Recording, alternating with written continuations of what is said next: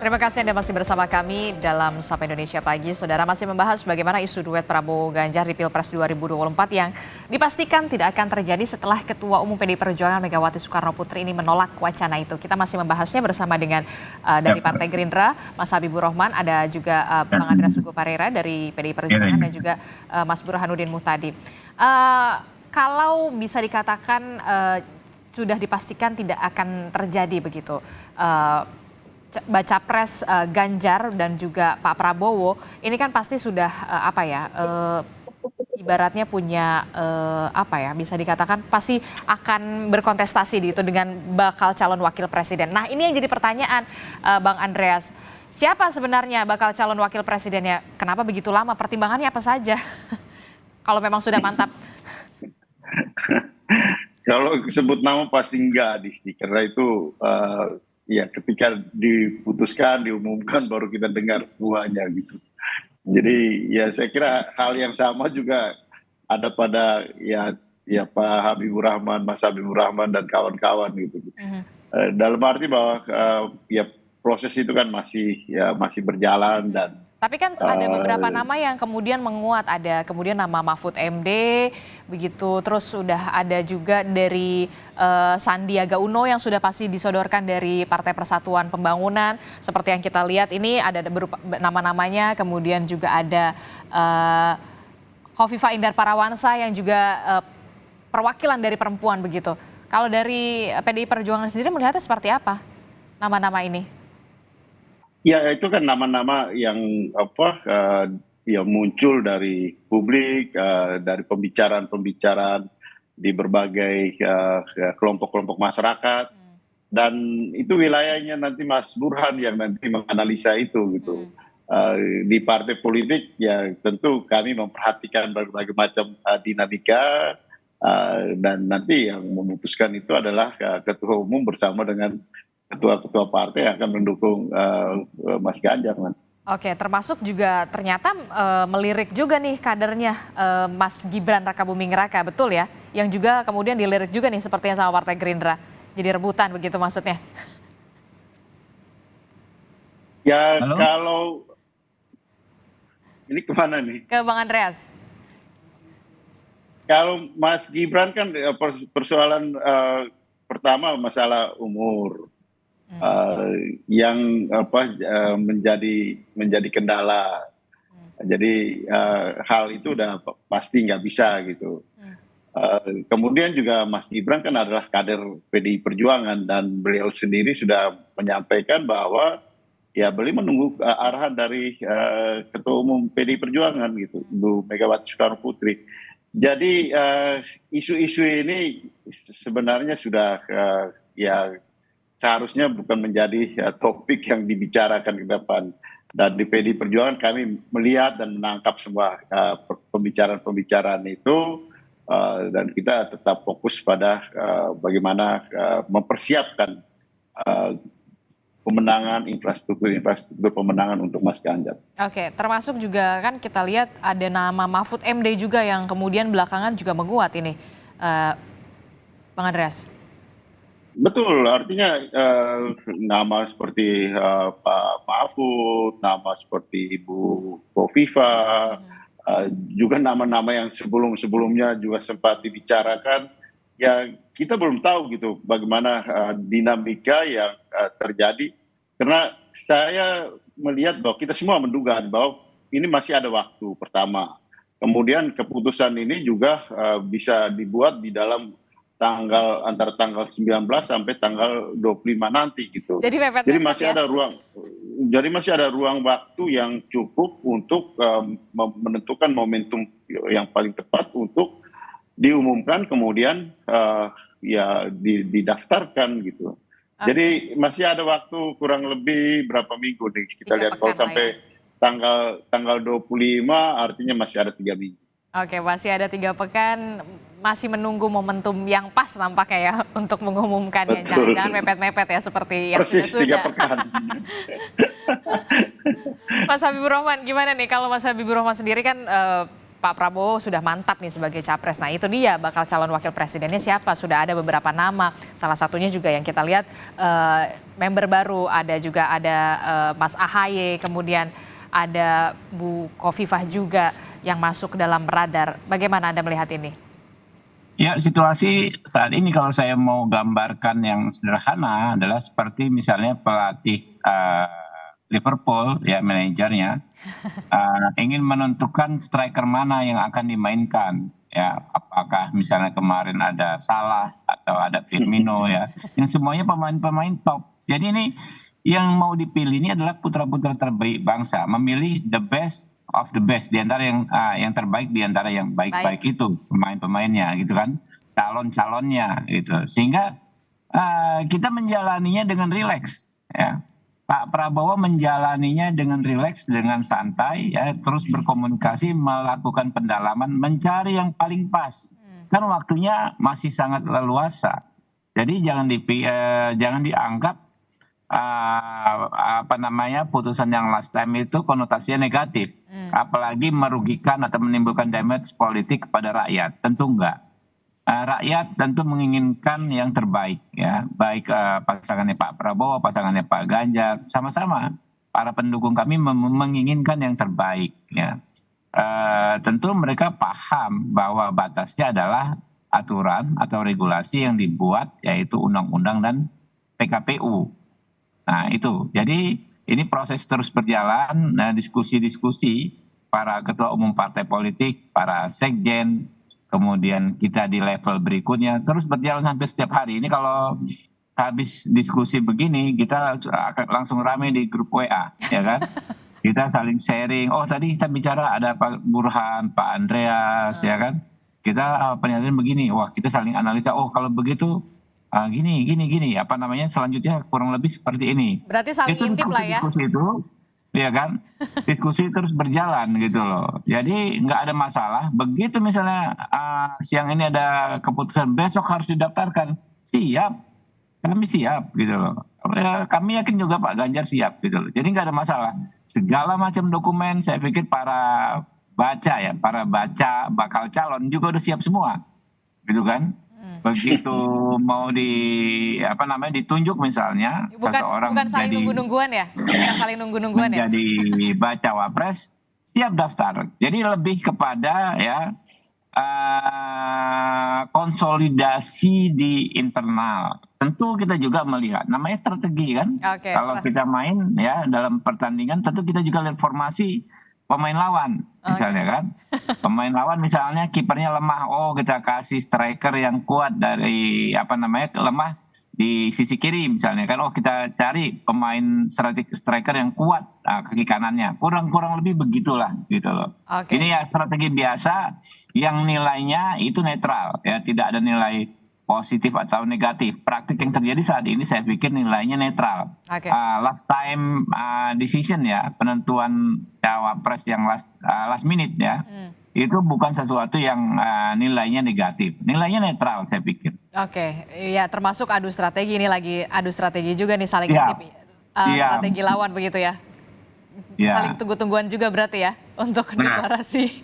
Nah begini Adisti. Iya, silakan Mas Burhan. Mas Habib pakai analogi sepak bola, kaitan dengan kapan cawapres ditentukan, kita bisa belajar dari sepak bola.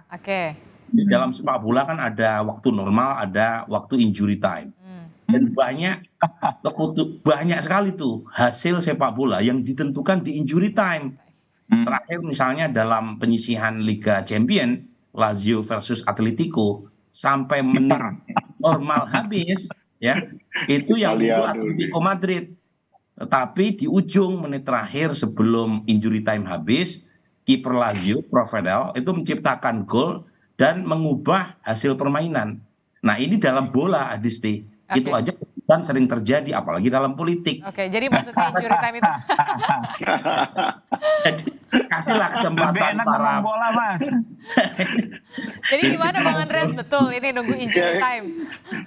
Ya, Disti, ngomong-ngomong soal bola, sama saya juga pemerhati penggemar bola juga. Tadi saya pikir Mas Habib tadi ilustrasinya kan Liverpool gitu. Saya kira putra-putra terbaiknya putra-putra Liverpool ternyata.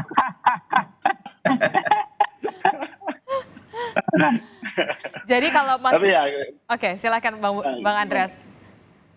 Jadi memang ya kembali pada apa, saya sepakat ya, artinya dengan situasi tadi Mas Burhan juga menyinggung bahwa dengan posisi yang berimbang, gitu ya, artinya posisi yang berimbang dalam arti ya dari berbagai hasil survei kan kita lihat bahwa semuanya atau paling tidak ada dua pasangan ini kan ada dalam posisi margin error, gitu kan, sehingga akhirnya ini akan ditentukan oleh bagaimana strategi, dan strategi itu tentu termasuk juga adalah ya penetapan dari calon wakil presiden, dengan harapan tentu calon wakil presiden ini akan menjadi game changer gitu untuk ya permainan di dalam proses waktu ketika diputuskan dan permainan ke depan sampai dengan akhir daripada pertandingan itu gitu. Jadi memang hal yang wajar gitu di dalam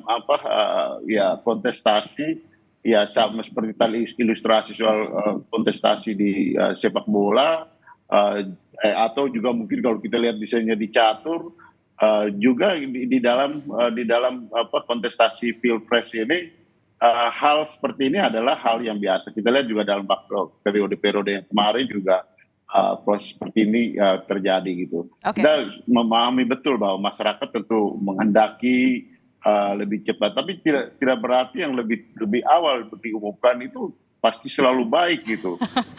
Atau selalu, dengan demikian pun yang pada jadi maksudnya yang udah ngumumin duluan tidak selalu baik gitu hasilnya. Ya kan faktanya seperti itu gitu. Faktanya juga tidak menunjukkan seperti itu gitu.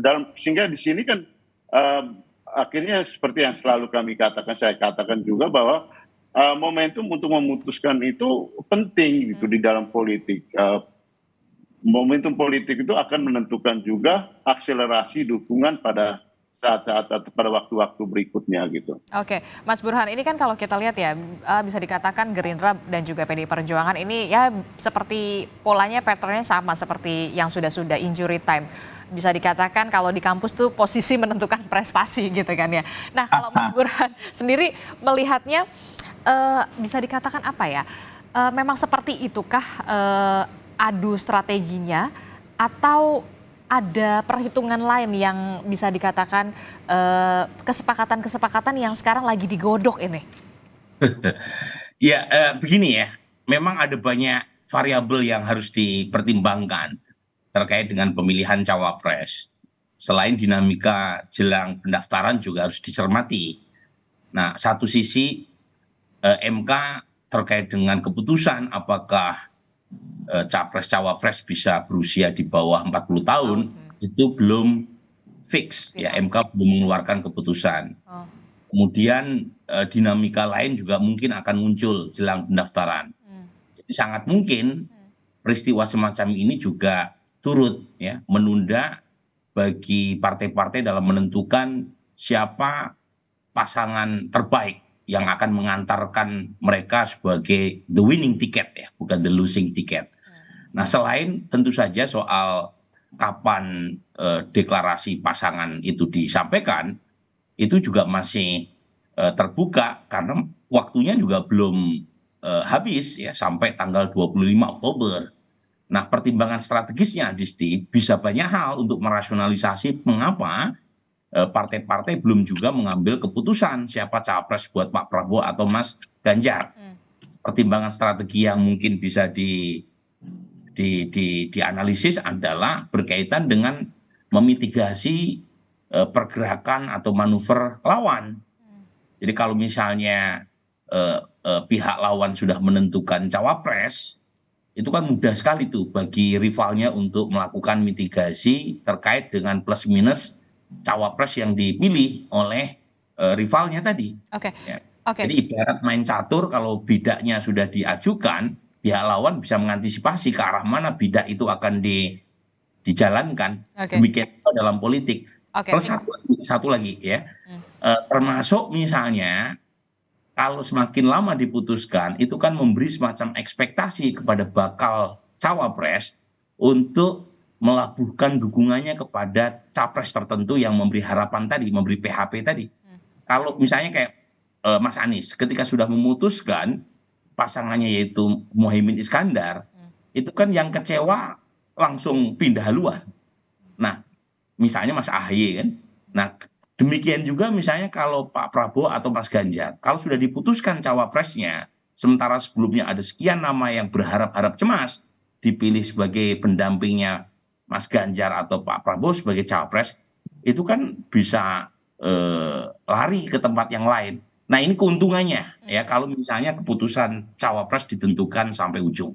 Oke, jangan sampai ada yang kecewa, jangan sampai ada yang merasa tersakiti begitu ya. Oke, Mas Burhan, terakhir singkat saja. Ini kan bisa dikatakan suara Pulau Jawa ini menentukan kemenangan. Bukan bermaksud untuk Jawa sentris ya, tapi bisa dikatakan suara Jawa ini menentukan kemenangan Pilpres 2024. Siapa yang kira-kira potensial dari sekian banyak nama? Ya betul ya, jadi Jawa ini menjadi kunci semata-mata karena urusan pemilu tidak bisa dilepaskan dari matematika. Oke. One person, one vote, one value. Dan pada titik di mana Jawa menyumbang hampir 60% dari total populasi pemilih di Indonesia, maka siapa yang menguasai Jawa, dia yang menguasai Indonesia. Betul. Kecuali kalau sistem pemilunya diganti seperti model Amerika. Nah, untuk per kali ini memang menarik ya. Pertama, Pak Ganjar unggul cukup telak ya, 67% di Jawa Tengah. Pak Prabowo sekitar 22%. Mas Anies single digit di Jateng. Tetapi keunggulan di Jawa Tengah yang diperoleh oleh Mas Ganjar per hari ini ya berdasarkan survei itu bisa dikompensasi oleh kemenangan telak Pak Prabowo di Jawa Barat. Jadi per hari ini Pak Prabowo unggul memang tidak setinggi perolehan suara Mas Ganjar di Jawa Tengah, kisaran sekitar 45-47% keunggulan Pak Prabowo, tapi Mas Ganjar lemah di Jawa Barat. Tapi jangan lupa, Jawa Timur. populasi pemilih Jawa Barat itu jauh lebih besar ketimbang Jawa Tengah. Jadi meskipun tidak mencapai 50%, keunggulan Pak Prabowo itu keunggulan dari sisi populasi warga Jabar tadi langsung bisa mengkompensasi kekalahan Pak Prabowo di Jawa Tengah. Nah, akhirnya siapa yang menentukan? Karena Jawa Barat, Banten Pak Prabowo juga menang telak. Tetapi di Jakarta yang unggul Mas Anies.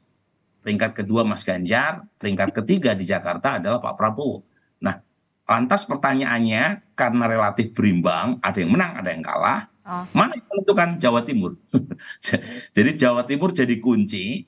Nah, per hari ini Mas Ganjar masih unggul, itu mungkin bisa mengkompensasi kekalahan Mas Ganjar di Banten. Mas Ganjar telak sekali kalahnya di Banten ya. Di Jawa Timur Mas Ganjar per hari unggul, tetapi selisihnya dengan Pak Prabowo nipis ya. Nah, yang jadi PR memang tetap pasangan Mas Anies dan Gus Muhaimin ya, karena ekspektasi mereka setelah menggandeng PKB kan suara di basis NU terutama Jawa Timur dan Jawa Tengah meningkat. Nah, ekspektasi itu per hari ini belum menemukan harapan ya. Jadi harapannya belum bisa dipenuhi ya per hari ini ya. Oke, jadi bisa dikatakan suara Jawa Timur bisa menjadi kunci lah ya, baik itu untuk PDI Perjuangan ataupun dari. Jadi Jawa Timur itu Ohio-nya Indonesia. Oh oke, baik. Oke, semoga mendapat pencerahan ya, baik dari PDI Perjuangan dan juga Partai Gerindra. Nanti akan adu strateginya semacam apa dan strikernya akan bagaimana yang memainkannya ya. Termasuk di injury time akan seperti apa. Terima kasih Mas Burhanuddin Muhtadi telah bergabung bersama kami. Bang Andreas Pareira dan juga ada Mas Habibur Rahman telah bergabung bersama kami. Saya sendiri sampai bingung loh. Kan di media tiba-tiba dibilang gini. Oh iya sudah ada persetujuan bahwa nanti Pak Prabowo jadi presidennya, Pak Ganjar jadi wakil presidennya. Aku terus di rumah melongo bae. Ini yang ngomong ki sopo yo? Lah aku kok ketua umumnya malah nggak ngerti. Coba wes nggak usah didengerin. Lo kok enak banget gitu loh, gatok-gatok kan. Penolakan duet Prabowo Ganjar di Pilpres 2024 secara tersirat disampaikan Ketua Umum PDIP Megawati Soekarno Putri dalam Rakernas keempat PDIP. Menurut Mega, Prabowo Ganjar tidak cocok menjadi pasangan. Karena itu, isu duet Prabowo Ganjar tidak perlu digubris. Penolakan Megawati ini pun ditanggapi oleh Gerindra yang menyatakan menghormati keputusan PDIP dalam menentukan peluang kerjasama. Gerindra menyebut koalisi pendukung Prabowo saat ini tengah fokus mempersiapkan pendaftaran Capres-Cawapres. Apa yang disampaikan dalam Rakernas PDIP adalah keputusan dari PDIP tentang pencapresan dan itu kita hormati dan menjelang pendaftaran yang tidak berapa lama lagi marilah kita kemudian sama-sama berkonsentrasi untuk mempersiapkan segala sesuatunya bagi kelancaran Pilpres. Ya, saya pikir masing-masing partai kan sudah menetapkan pilihannya dan saya pikir kita konsentrasi pada kontestasi yang teduh. Jika duet Prabowo Ganjar gagal, lalu siapa yang bakal menjadi pasangan keduanya? Pertanyaan itu memang belum terjawab hingga kini. Mendekati waktu pendaftaran ke KPU pada 19 Oktober mendatang, sejumlah nama terus bermunculan. Seperti hasil survei dari Lembaga Indikator Politik Indonesia. Dalam survei yang dilakukan pada 26 Agustus hingga 3 September 2023, sejumlah nama disebut dengan perhitungan elektabilitas jika mereka menjadi bakal calon wakil presiden. Yang tertinggi ditempati Ridwan Kamil dengan 23,3%, kemudian Erick Thohir 20,3%, Sandiaga Uno dengan 17%, Agus Harimurti Yudhoyono 11,5%, dan Kofifa Indar Parawansa sebesar 8,4%. Lalu siapa yang akan dipilih Prabowo Subianto atau Ganjar Pranowo sebagai pasangan mereka di Pilpres 2024? Tim Liputan, Kompas TV.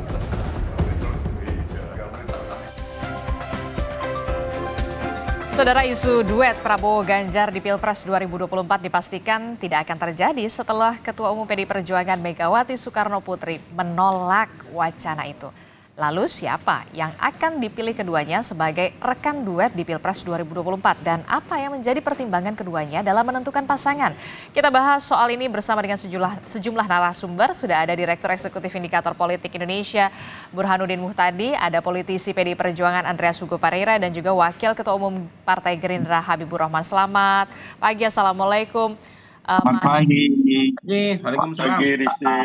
Pagi. Saya ke Bang Andreas dulu deh. Bang Andreas, ini kan secara bisa dikatakan terang-terangan lah kemarin di Rakernas Ibu Ketua Umum Bu Mega bilang ini sampai melongo nggak tahu kenapa bisa begini ada isu duet ini.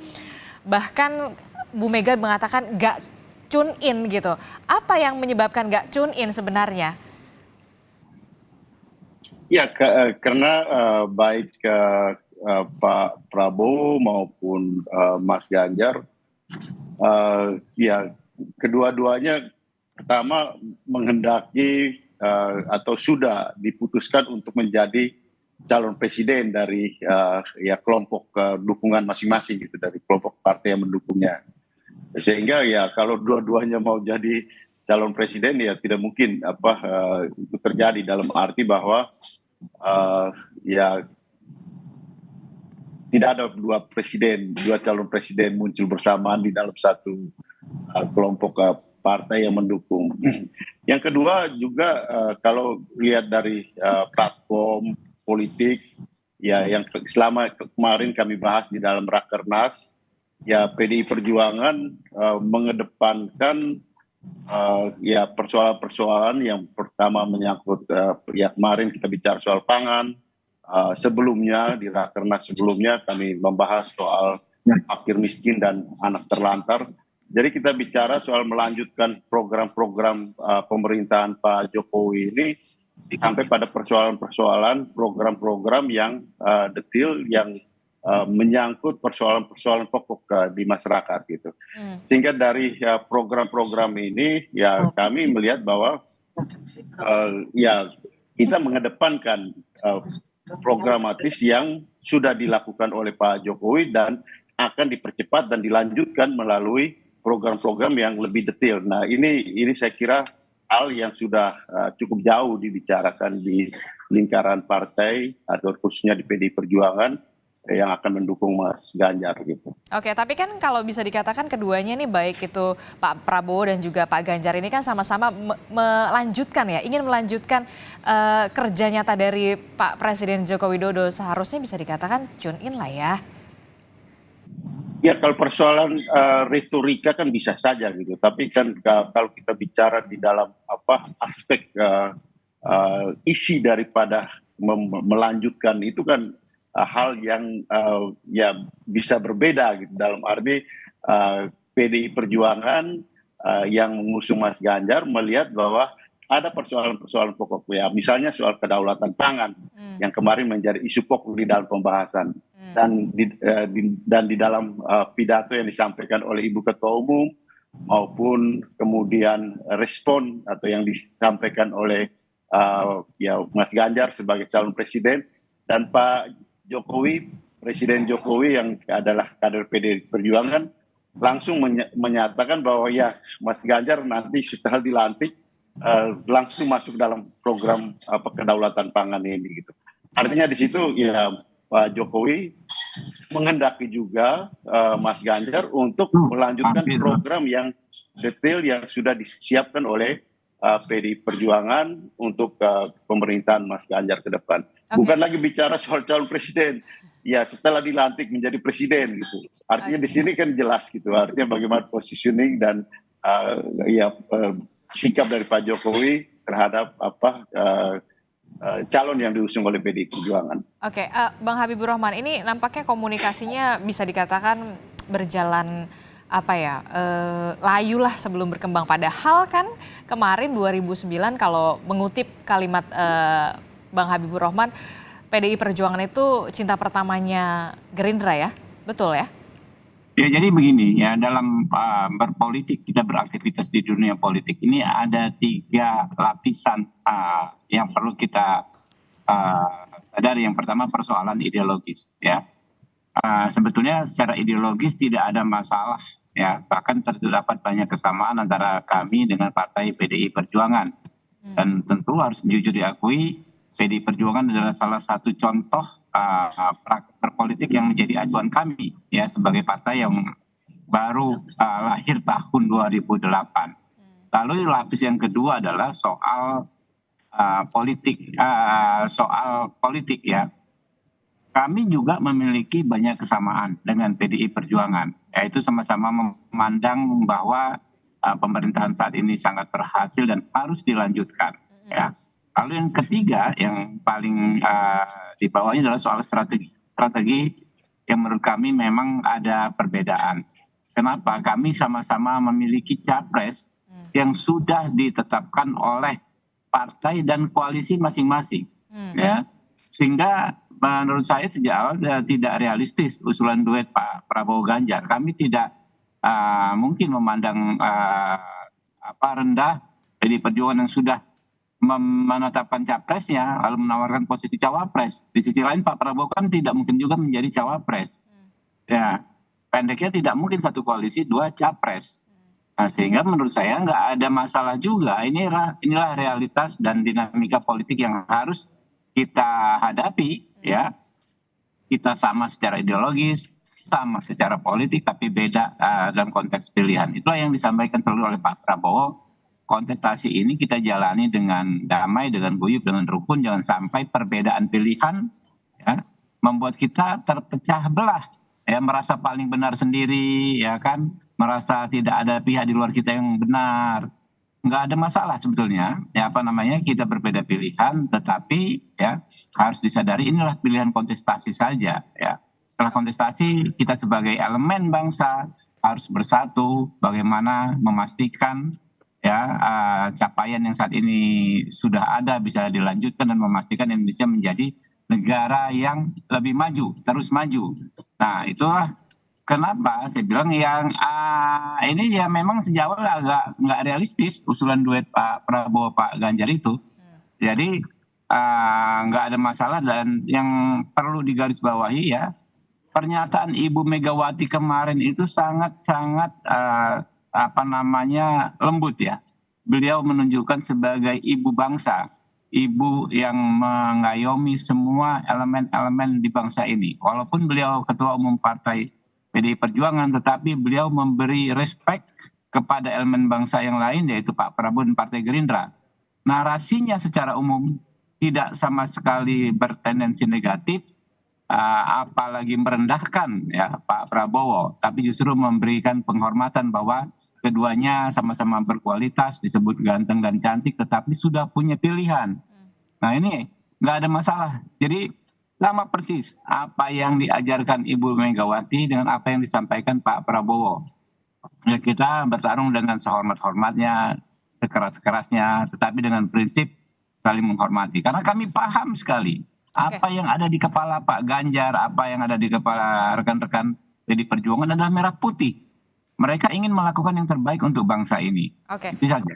Oke, jadi menghargailah keputusan dari PDI Perjuangan yang memang bisa menyatakan dua-duanya ini sebenarnya bahkan mengibaratkan dua-duanya ini sudah punya pacar begitu ya, Bang Habibur Rahman ya? Iya, benar. Oke, Mas Burhan melihatnya seperti apa komunikasi yang dilakukan oleh Ketua Umum PDI Perjuangan ini, dan kemudian ternyata ya itu tadi bisa dikatakan kebuntuannya ini karena memang dua-duanya ingin maju sebagai calon presiden. Mas Burhan pandangannya seperti apa?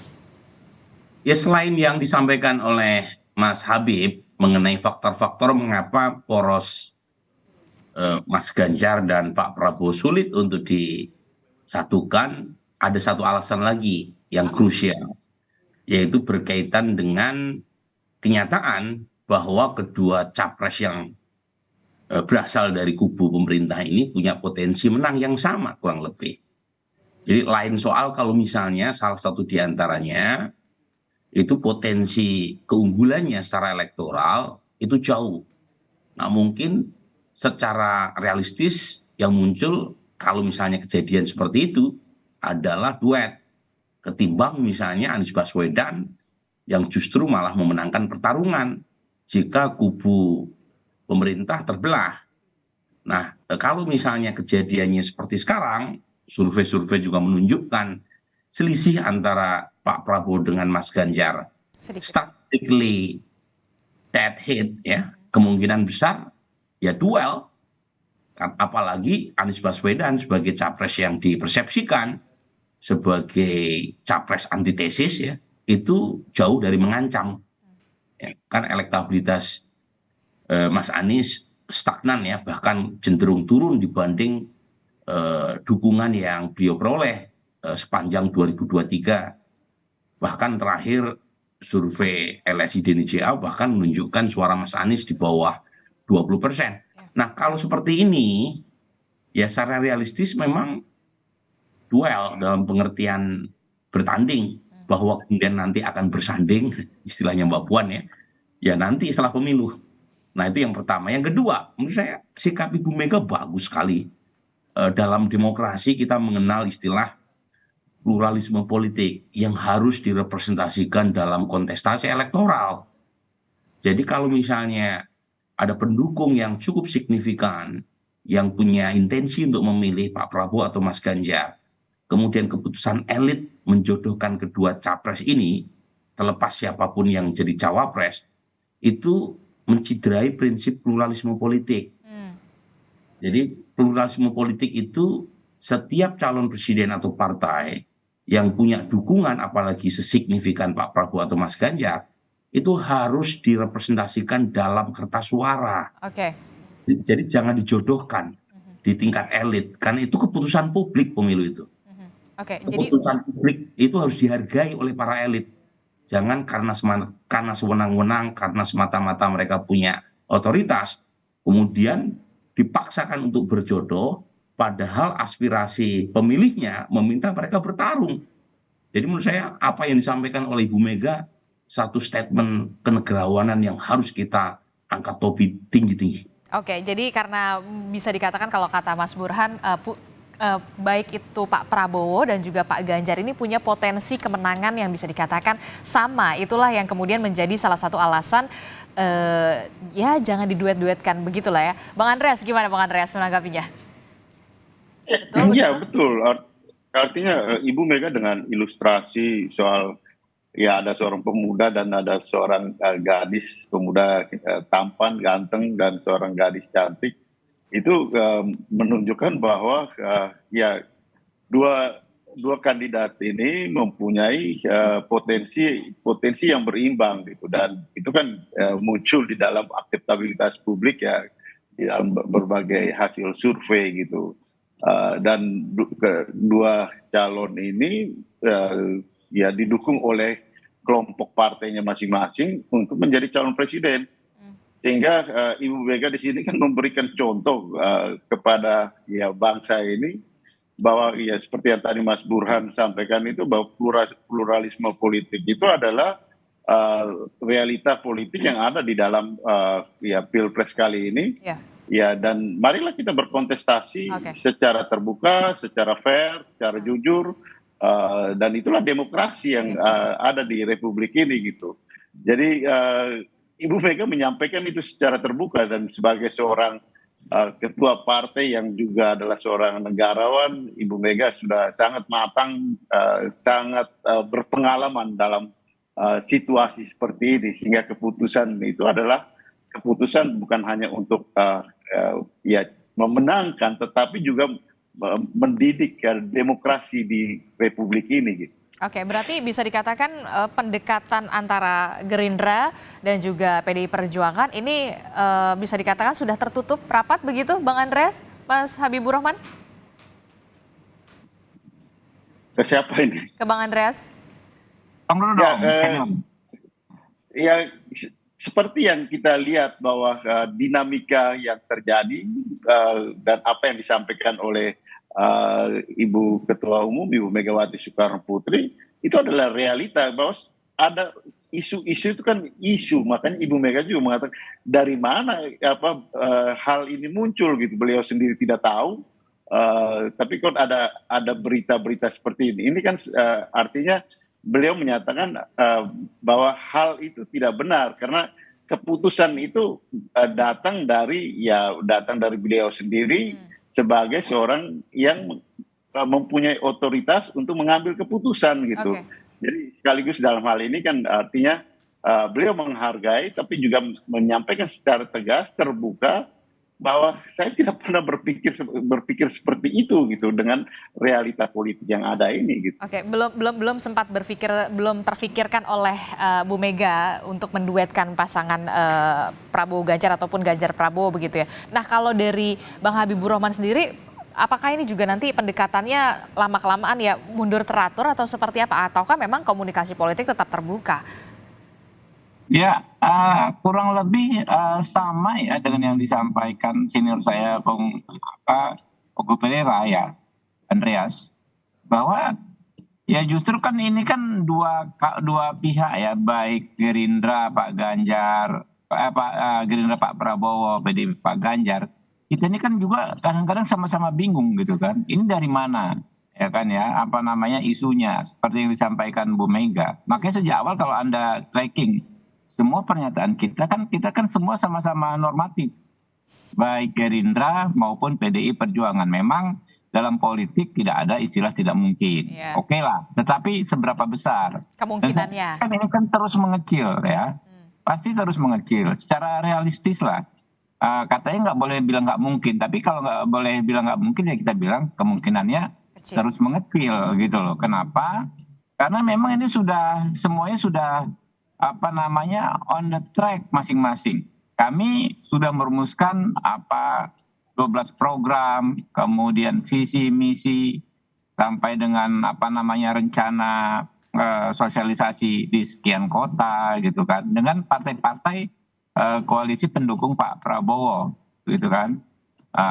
Ditambah lagi kemarin ada rekan-rekan Partai Demokrat membawa banyak pasukan juga ya, dan pasukan dan masukan ya soal bagaimana kerja-kerja pemenangan ke depan. Nah itu kan kita sudah berjalan semua Mbak, gitu ya. Bagaimana misalnya ada sesuatu hal yang besar terjadi, ya ini kan berarti harus merubah apa yang sudah kita siapkan. apakah mungkin gitu loh merubah hal strategis yang sudah kita sepakati dan sudah mulai kita implementasikan saat ini.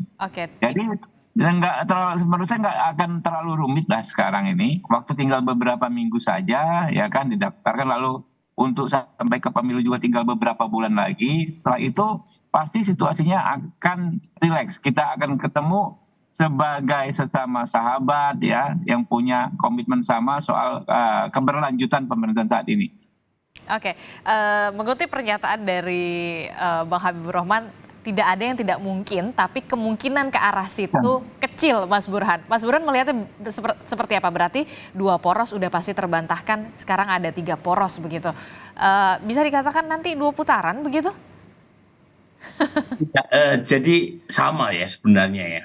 Saya tidak ingin menutup kata mustahil dalam politik. Karena politik itu seni dalam bermain kemungkinan. Tetapi pertanyaannya seberapa besar kemungkinan itu terjadi. Per hari ini mengasumsikan 2 poros keberlanjutan bersatu dalam satu perahu, meskipun tidak ada kata mustahil sebelum didaftarkan ke KPU, tetapi kansnya, peluangnya itu kecil sekali. Karena tadi alasan yang sudah kita diskusikan di segmen sebelumnya. Nah, yang ditanyakan berikutnya adalah apakah ini artinya 3 poros? Ya bisa jadi. Jadi per hari ini 3 poros yang mungkin ada di meja ya pemilih. Nah, 3 poros itu adalah Anies bersama Gus Muhaimin, kemudian Pak Prabowo bersama pasangan yang belum ditentukan, satu lagi Mas Ganjar. Ya, yang lagi-lagi masih jomblo, tetapi masih ada waktu ya sampai pertengahan hingga 25 Oktober bulan ini. Nah, apakah itu yang nanti akan ditetapkan oleh KPU? Kita belum tahu. Karena jangan-jangan 2 poros tetap berlangsung, Mas Ganjar versus Pak Prabowo, sementara poros yang satu kempes. Kan bisa jadi sepanjang belum didaftarkan. Kempes gimana maksudnya Mas Burhan? Ya lagi-lagi kan ada kemungkinan. Awalnya kan muncul ide poros Pak Prabowo dan Mas Ganjar bersatu melawan Mas Anies, itu kan munculnya dari Pak Jazilul Fawait ya, dari PKB. Jangan-jangan yang terjadi kritik atau analisis Pak Jazilul Fawait kembali ke alamat pengirim. Waduh. Justru PKB-nya yang kempes dan kemudian pindah ke salah satu poros keberlanjutan. Dan kalau misalnya PKB pindah ke lain hati, itu PKS dan Nasdem tidak cukup mengusung Mas Anies, perlu 20% minimal. Tapi lagi-lagi kemungkinan itu kan kecil juga karena Gus Muhaimin sudah dideklarasikan bersama Mas Anies maju.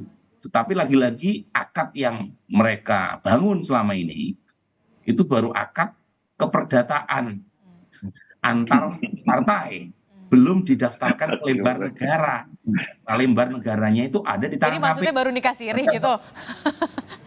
Iya, itu kan namanya Mas Disti, Anda kan lihat PKB itu. PKB tahun sebelumnya sama Mas Habib, tiba-tiba nggak ada angin, nggak ada hujan, ya.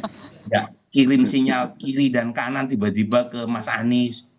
Ya kan yang bisa menafsirkan Gus Muhaimin kan, makanya saya pernah menyebut dalam Twitter saya, dan itu viral, jutaan orang itu yang nonton. Wah, ada 3 misteri Tuhan. 1 adalah jodoh, 2 kematian, yang ketiga Muhaimin Iskandar. Ya sih, siapa tahu tiba-tiba di ujung PKB belok lagi, gitu kan? Lagi-lagi itu semuanya itu belum resmi sepanjang janur kuning belum melengkung. Nah, kapan itu? Setelah KPU menetapkan. Selama janur kuning belum melengkung, 3 misteri Tuhan itu belum terpecahkan siapa jawabannya, dan apa pula jawaban siapa nama bakal calon wakil presiden yang akan mendampingi, baik itu dari Pak Ganjar ataupun Pak Prabowo. Kita akan bahas usai jeda, jadi tetaplah bersama kami di Sapa Indonesia Pagi.